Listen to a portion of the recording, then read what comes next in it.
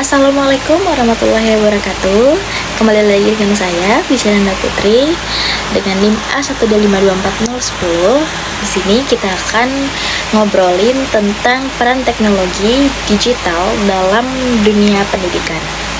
Topik ini penting banget karena sekarang hampir semua aktivitas belajar kita, mulai dari mencari materi, mengerjakan tugas, sampai ikut kelas, udah banyak yang bergantung pada teknologi. Tetapi sebenarnya sejauh apa sih pengaruh teknologi ini dalam proses belajar kita? Yuk kita bahas bareng-bareng.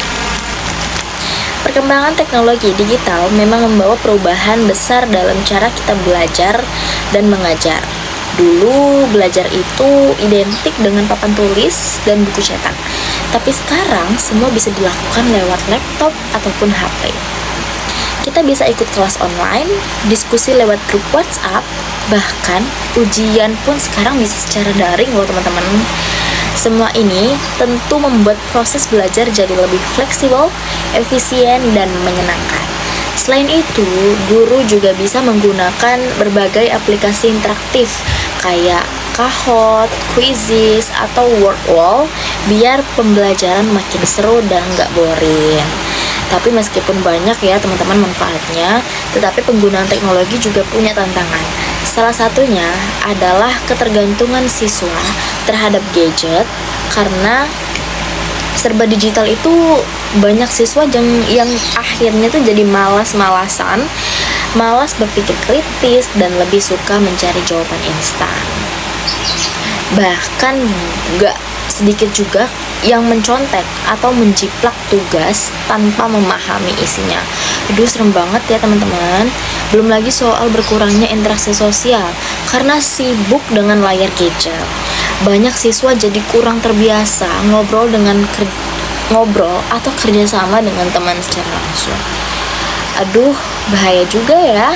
Ada juga nih bahaya lainnya, seperti penyebaran informasi palsu, hoax, sampai akses ke konten negatif seperti pornografi atau game yang berlebihan.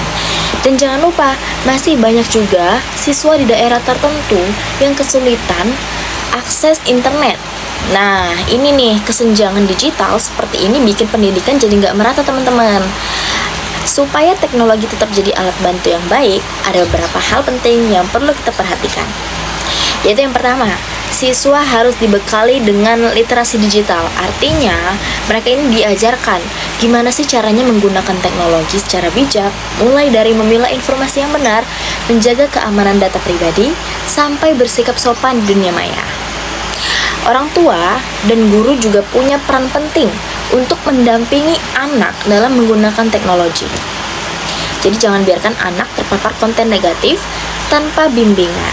Selain itu, sekolah juga mengatur jadwal penggunaan gadget, mendorong kegiatan tatap muka, dan mengajak siswa aktif dalam kegiatan non-digital seperti kegiatan olahraga atau kesenian. Yang gak kalah penting nih teman-teman, pemerintah itu juga harus ikut turun tangan. Misalnya, dengan membuat kebijakan tentang keamanan data siswa, akses internet yang aman, dan menyediakan konten belajar yang berkualitas serta ramah anak.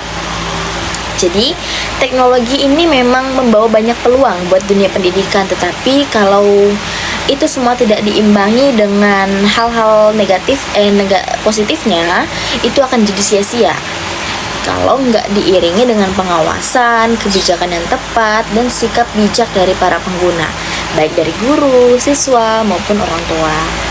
Nah, setelah saya jelaskan tadi, kesimpulan yang bisa kita tarik adalah teknologi ini adalah alat yang sangat kuat dan bermanfaat kalau digunakan dengan benar dan bijak. Tapi kalau disalahgunakan justru bisa merusak proses belajar dan perkembangan karakter siswa. Maka dari itu, mari kita bijak dalam menggunakan teknologi. Manfaatkan kemudahan yang ada, tapi tetap jaga nilai-nilai penting seperti kejujuran, interaksi sosial, dan kedisiplinan. Karena teknologi bukan pengganti guru, melainkan alat bantu untuk membuat pendidikan jadi lebih baik dan lebih manusiawi. Sekian pembahasan dari saya. Maaf bila ada salah kata. Terima kasih, sampai berjumpa lagi. Wassalamualaikum warahmatullahi wabarakatuh.